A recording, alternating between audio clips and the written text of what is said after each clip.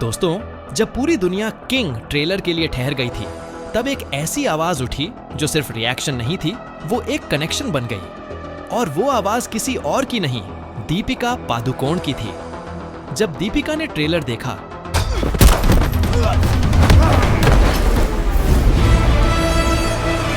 उनकी आंखों में वही चमक थी जो उन्होंने पहली बार एसआरके के साथ ओम शांति ओम के सेट पर महसूस की थी।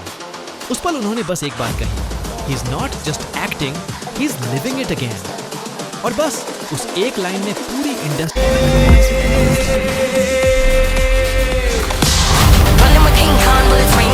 में आग लगा दी दीपिका।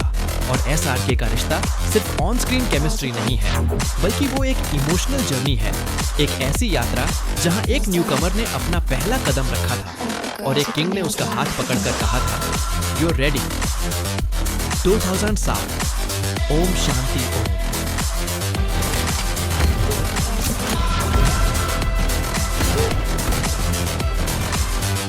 दुनिया ने पहली बार दीपिका को देखा, लेकिन दीपिका ने पहली बार शाहरुख खान को महसूस किया।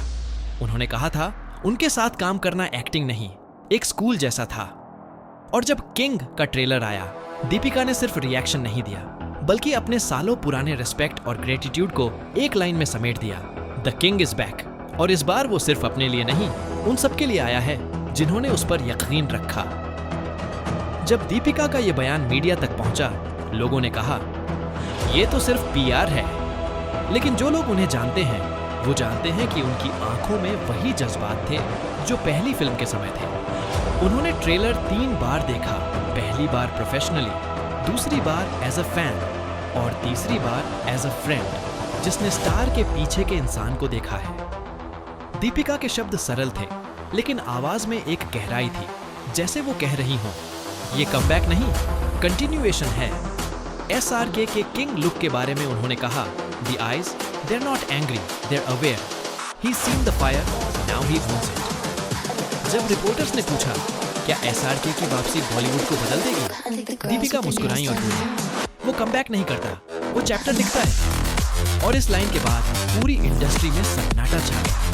उन्होंने कहा, मैंने उसे उसके लोवेस्ट पर देखा है और वो पल भी महसूस किया है जब उसने कहा था, Let Elle rise again।